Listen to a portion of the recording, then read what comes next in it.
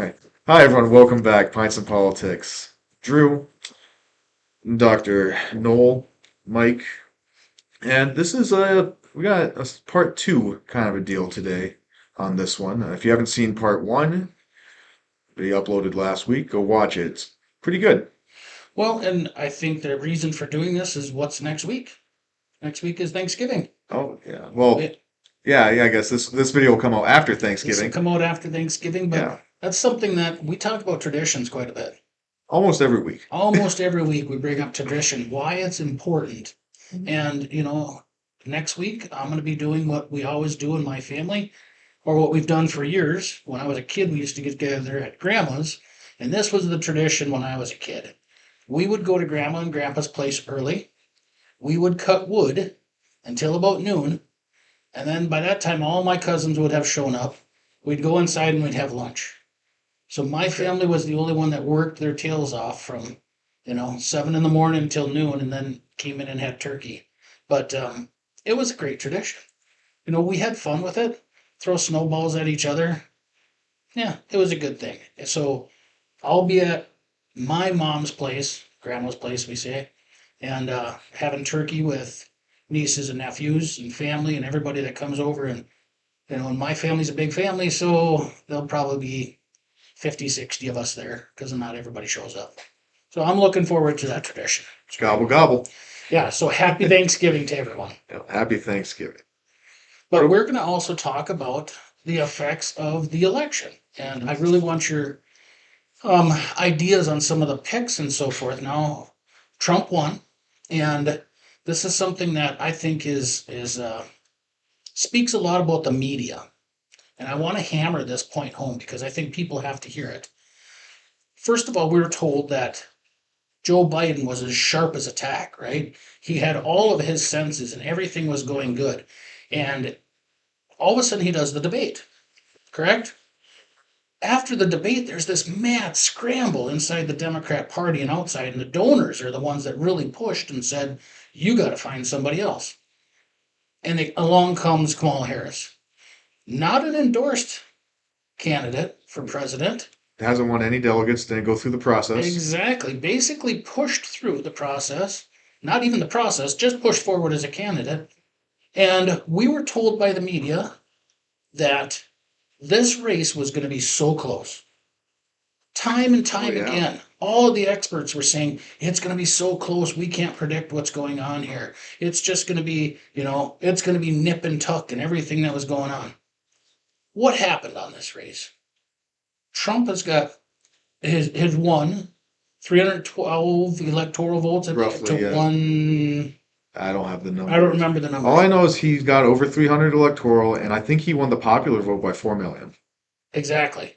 So the media obviously does not know what they're talking about. And I think that point needs to be hammered home here. To tell us that Joe Biden was on top of his game, as sharp as a whip, all of this stuff. Watch the news things that were coming out. He was the best thing since sliced bread. Totally wrong. And then the election comes out, and what happens? Kamala Harris is going to be so tight, so close. This race is going to be the tightest one they've ever seen. She spent billions, over $1 billion, I think is what the number was, and lost miserably, which is a good thing because I really did not want to see Tim Walz as our VP. I didn't want to see Unfortunately, Penny Flanagan as governor. unfortunately, Mr. Walz is coming back to Minnesota, and we have to deal with him as a governor for the next Yeah, but he lost the 2 weeks. trifecta too. He did. So he did so poorly that he lost House seats in Minnesota. Yes. He's not as popular as the people in the Democrats would like him to So be. I believe when we have to pay attention to what the media says and understand that most of this is not media, it's propaganda. So now Well, that I got that little spiel out well, there, well, you brought this up, and I have to come at you with this. Have you noticed how they've been changing their tune about Donald Trump? Because they're becoming more and more moderate on this stuff. well, I see them attacking his picks Yep, for a lot yep, of these things, and they are. But The View, um, recently or last week, week before, had to give out a statement, had to push a statement, a legal statement, where they had to clear up some of the accusations they made. I hadn't heard that. Yeah. So one of the things about Matt Gaetz is this was years ago. There was a sex scandal where they were trying to prosecute him, someone with a 17-year-old Hmm. underage, and the DOJ eventually dropped that case, and it got brought up again when Trump nominated him for Attorney General. And people are ragging on him for it. The View actually had to retract their arguments, allegations on him because of that DOJ dropping the case. Interesting. Yeah. And like a lot of I bet the gals on The View came back and apologized very tearfully, didn't they? They might have. Whoopi might have been crying because they're holding her accountable. And the news today was Matt Gaetz pulled out of the AG Oh, yeah. running. But one thing that I want to get your thoughts on here, Doc, maybe not just that one, is um, Elon Musk and Vivek Ramaswamy with this, and I don't know what to call it because it's not really a government job. It's not really a government entity. It's the Department of Government Efficiency. What are your thoughts there? Well, Mike, the left does not like them, but it's important to understand why doesn't the left like them? Oh, I got an answer for you. Sorry, I know you want. I'm sorry. It's the left. When we look at the left, I'm sorry. I don't mean to interrupt, but the left is about power and power. They just want control over you. But they're people that are successful as entrepreneurs in free enterprise. They are not beholden to government. Mhm. They are not people that will go to government that couldn't get a job that end up as millionaires. They're people that are successful and want to do what's right. And what they want to do is what Donald Trump wants to do, and that's to restore the power of the people and to take on our corrupt elitist system. And you hear that a lot with the different candidates for different positions. So in the morning, I sometimes watch CNN, and they're just hitting these candidates for these different spots. And one of the common themes that I keep hearing is this person doesn't have government experience. They are not Yeah, they're part of the outsiders. system. Right, that's exactly right. We didn't hear that about Tony Blinken. What was Tony Blinken's experience? He helped get intelligence officials and CIA people to lie and say that Hunter Biden's laptop was Russian disinformation. That was a blatant lie. He was a Democrat political advisor. We did not hear he didn't have experience. Mm-hmm. When they say they have no experience now, what they really mean is they don't have experience trying to defend a corrupt existing system. Donald Trump wants to reform this and return the power back to the people. So correct me if I'm wrong, but I don't believe Pete Buttigieg, who is the head of transportation, had much of any experience in transportation. I think he was the mayor of some city Mayor or of something. South Bend. So there's some. I'll give him the benefit of the doubt. As a mayor, you do have to oversee like transportation stuff in the city. But if when you look Does at that really qualify you for a department nationwide? I guess what I'm saying yeah, is when the news media, the propaganda, yeah, I shouldn't call them media anymore because I don't believe they are. I believe it's propaganda, that when they beat up a candidate that is a Trump pick and overlook the shortcomings of other candidates, it's no longer fair and balanced. It's not news anymore. It is simply promoting an agenda, which is propaganda. and you're right when we talk about the qualifications on these guys. It's about having experience working with the elitists, with the donors and the superdelegates. And it's important for people to understand, actually, it's a point Mike made earlier, is that opinion polls are not designed to reflect public opinion. They're designed by the elitist left to shape public opinion. That's why they got Donald Trump's race wrong in 2016, 2020, and this year, because they were trying to shape political opinion because they have the educational establishment, the media elites, the sports.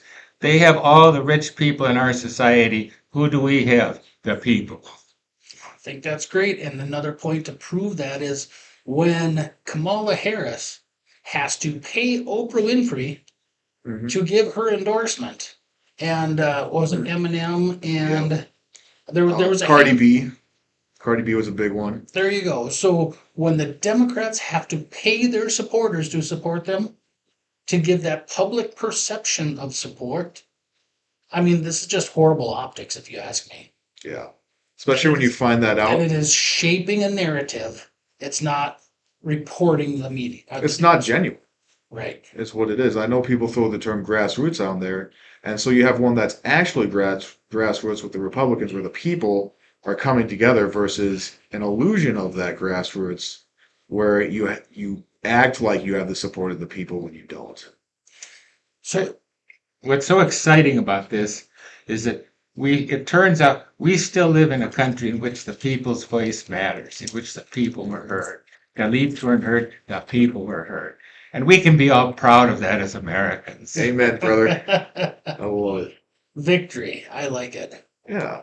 You know, I want to share something, and this is words that a young legislator said to me when I first got elected. I had an issue with something that was going. I wasn't even elected at that time, and I had an issue with something that happened. It was a staffer at that time. I said, "This is what we should be doing. This is not what's being done." And his response was, "This is politics, Mike. This is a business of relationships." Okay, and I think there's truth to There's a that lot to of a truth certain to that. point. But now I believe this also ties in with what you were talking about earlier with Vivek, with Elon Musk. So they are not tied in necessarily with that bureaucracy, with those relationships. So if you look at a department that has friends in it, are you as likely to make changes in a department knowing that it could have a negative impact on people that you know? Of course not. Where you have an outsider, like both of these, and say, you have to look at these departments, you have to look at these things, and start cutting, makes it a lot easier to do that if you're not based on those relationships. And that's going to affect the performance too. If you take a bureaucracy and you have everyone hiring their friends and not the most qualified people, the the industry or whatever it is that the bureaucracy is administering is going to deteriorate and crumble because they're not hiring qualified people or competent people. They're hiring their friends. And maybe part of the deep state is that they want to keep this so them and their friends can keep making a lot of money. And if you monopolize that with something like health insurance, you can gouge the people out of their money while retaining all of your power. What are your thoughts, Doc? It gets back to the same theme. The reason, and not all Republicans, we have to qualify, is every Republican perfect? No. But the philosophy of the party is that it matters if someone is successful. It matters if someone wants to bring that success they've had in real life, bring that success to government so we can all benefit. That is much different than a party that is nothing but professional politicians that get elected from one office to the other and raise taxes on people and hire more bureaucrats. The Republican Party as a group says no, individuals matter, talent matters, accomplishment matters. See that with Elon Musk and Ramaswamy, and that's what Donald Trump stands for, and that's one of the reasons that people rose up and said, no, we've had enough of this. So would you argue that the Republican Party is the party of competency and merit? The Democrats have made it open. They call merit racist and sexist. They call math, the climate, highways, racist and sexist. They've demeaned the term. We stand for merit. We look at racism as judging someone poorly by the way they look or the color of their skin. They believe, what they really believe is a bigotry of low expectations. They're saying if someone's skin is black, if they're not in the right group, they can't accomplish anything. We as government will come in and prop them up. Well, what did we see in the first Trump administration? The lowest Black and Hispanic unemployment in history. What do we see going forward? We want to restore the American dream and give everybody opportunity, allow everybody to advance themselves.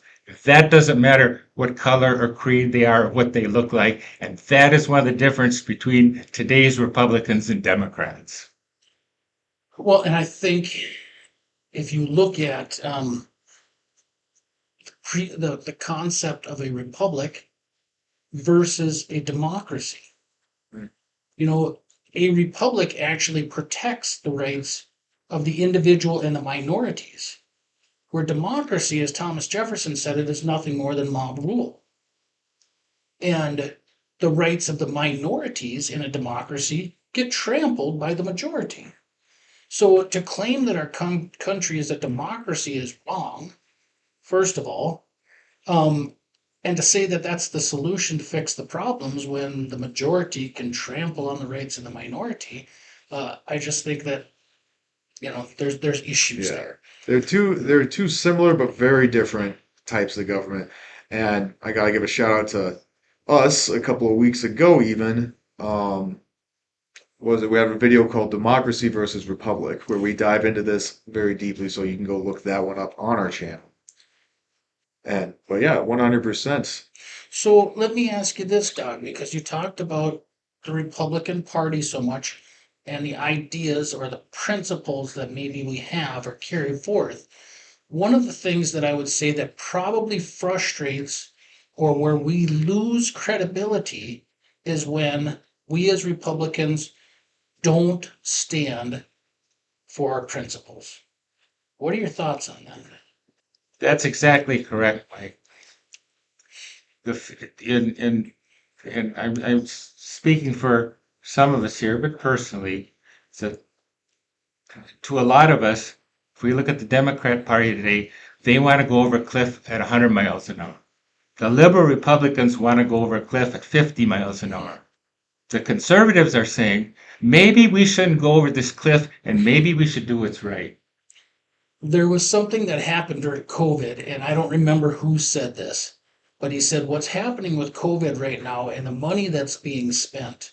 He said the Democrats and the Republicans are fighting over this, and he said it's like bags of cash and a helicopter, and they're arguing about how fast you shovel the money out the side of the door so it filters down to the people.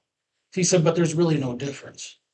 You're still pushing that money out the door, which I thought was a really interesting take. But I want to tie this in with something that's happening right now in the state of Minnesota, which I think is going to be frustrating for a lot of people.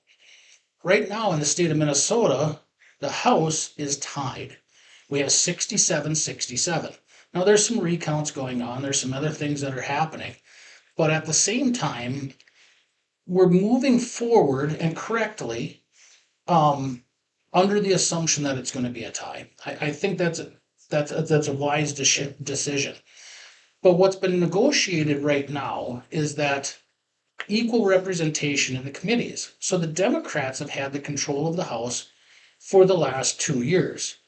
Their committees, their staff, everything else that they've had in place, and they have about 90 employees who are in place, research, LAs, all of this other stuff. We've negotiated a plan with equal representation, and Republicans have about 60 some employees. We just negotiated, and we're going to have to hire 30 people so that we have equal staff as the Democrats. And I think this is a terrible idea. I think what we should have done is said the Democrats have to cut down to 75. Let's find a middle ground here. You guys cut to 75. We'll add 15 because what we've essentially done is grown the size of government by another 30 full-time employees in the government. We should have taken the opportunity to say, we're not growing government when our economy isn't that great. We are standing up for the working class, for the average Joe in Minnesota. We're not going to grow the size of government. And 30 employees probably doesn't sound like a lot, but every time we add more government employees, it's on the backs of the working class. We're not going to do that. We should have put our foot down and said, you guys bring your numbers down to 75. We'll bring ours up to 75. We're not adding any more FTEs, and we're going to move our negotiations from there. But we didn't. We just added 30 more employees. And that's one of the things where I say, as Republicans, if we're not standing by our principles, and one of them is less government, lower taxation, and here we just added another 30 employees for the next 2 years. What's the average income in Minnesota roughly? Say 60 grand, 62? If you had to guess. No, I think the number is in the 50s. I think it's 53. Okay, so if we have 30 employees at 53,000, well, it's a lot of money. Couple $100,000 a year. I would guess with the benefits and everything in the state of Minnesota as a LA or those positions, you're probably looking at closer to that 80,000. Okay. Guessing, not Yeah. 100% sure. So 30 employees at 8 is $250,000. 240,000. Yep, and that comes out of your paycheck. That's right. But now what we've done is we've grown the size of government. Yeah. And that's what our principles say we shouldn't do. So that's frustrating to me. And I'm sure people are going to hear about this more. I just learned about it and I just shook my head and I thought, first of all, it puts the Democrats in more control or a higher position in negotiations because their staff is already in place. We have to catch up. That's a bad premise to come from. And if we had made them cut and then added 15, it would have put us on a more level playing field. I think the other thing that does, Mike, it shows the difference between someone that has worked successfully in the private sector and runs their own company. They're going to know the basics of that company. A career politician wants to hire a bunch of people to know what they should know already.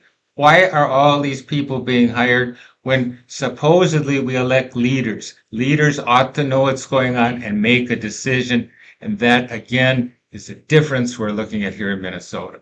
Well, with this sharing of power, because we are tied, it is different. It hasn't happened since 1979. And the majority party always has more staff. Okay?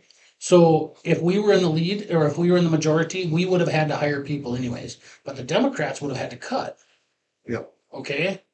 So that's why I'm saying we should have found a middle ground and not added any employees. We should have stuck with our principles. Yeah. And also, as far as negotiations and leverage, put them back on their heels. Yeah, I'd say negotiate everything, even the smallest minutia. That's right. Yeah, just so that way they can come to you, and if they want something passed, they have to give something up. Compromise, they have to learn what actual compromise is. Because actual compromise, and this is what they've done in the past, is, hey, you vote for our bill and we won't call you racist.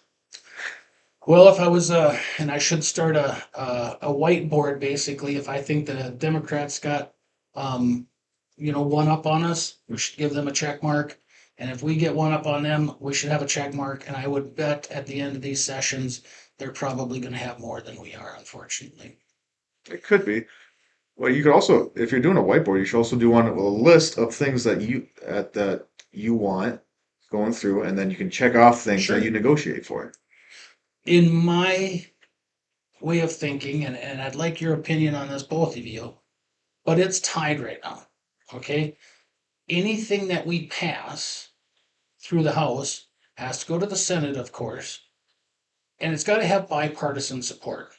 So basically what this means is we should be governing the way that it was intended.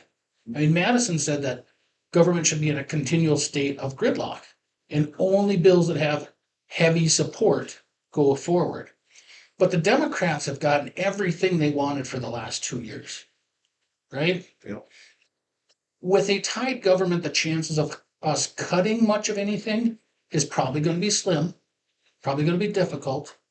So I keep saying if we don't pass a single bill in the next 2 years, I would consider that a victory. What are your thoughts? I think your constituents would agree with you. Again, I'm going to go back with everything gets negotiated to get that bipartisan support. So if, say, they want, I don't know, what's something that Democrats want? Something moderate. Well, they had some good bills, I think, and one of them that came through taxes I was actually in support of was the child tax credit, Okay.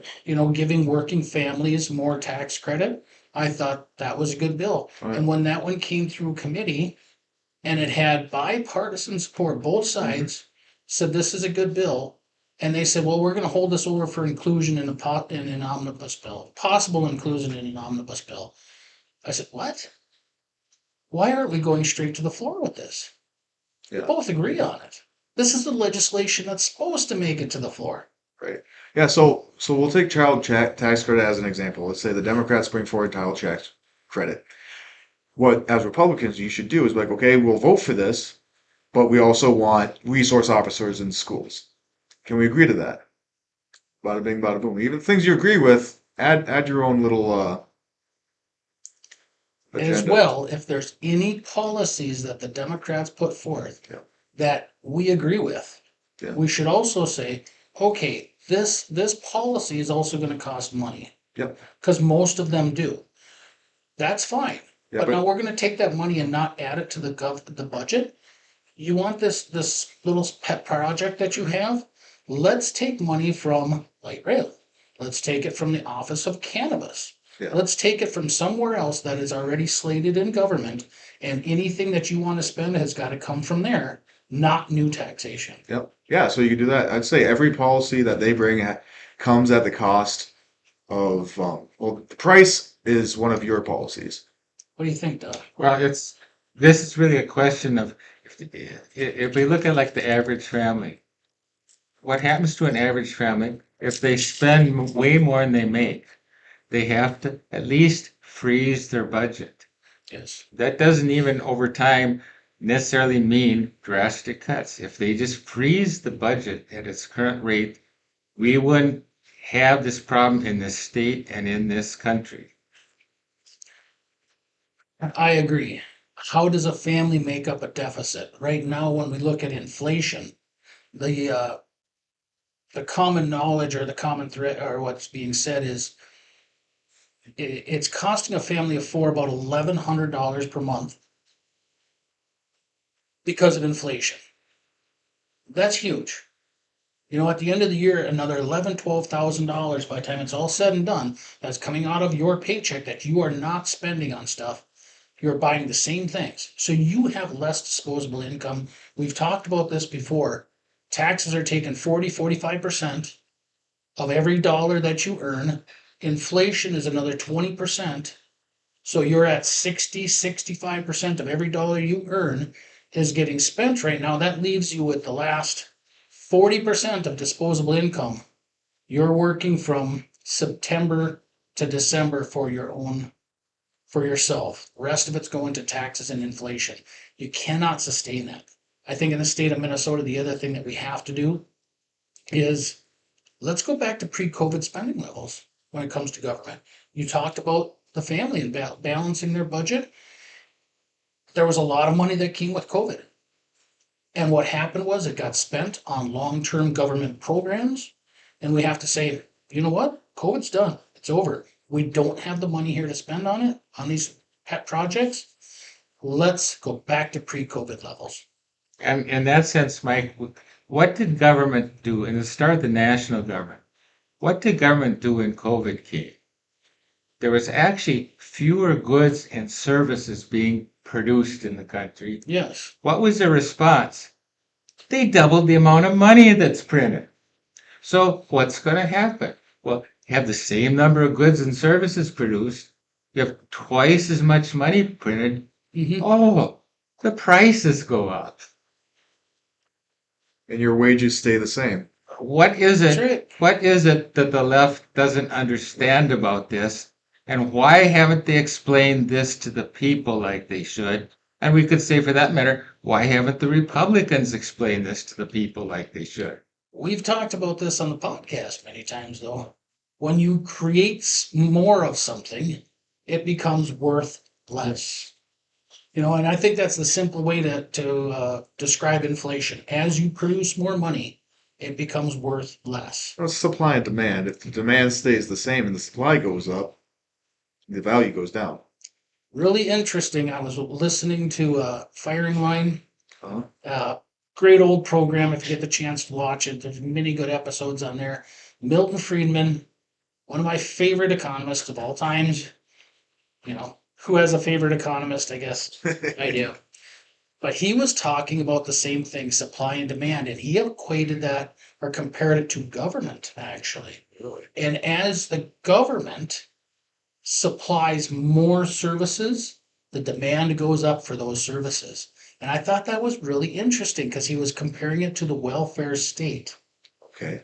And I thought, wow, if you look at the curve of federal budget for welfare spending has just skyrocketed. At the same time, the number of people in poverty has declined.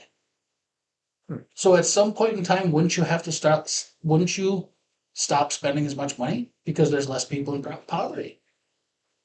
But the demand has gone up. Yeah, but wouldn't more people also stop working to get on this welfare? And if you're not making money, you're not paying income tax. The two should correlate, but when you Yeah. look at, I wish we had the graph here. It's amazing to see how much money has been spent. We had a higher number of poverty people in poverty in the 60s and 70s than we have now, and we are spending an exponential amount more. So it's more on the same or on less people. Is the way it's working out. But One thing Milton Friedman would be very upset by is if we look today at the number of poor people in Russia, the percentage of today, we have a higher percentage of Americans in poverty than there are Russians.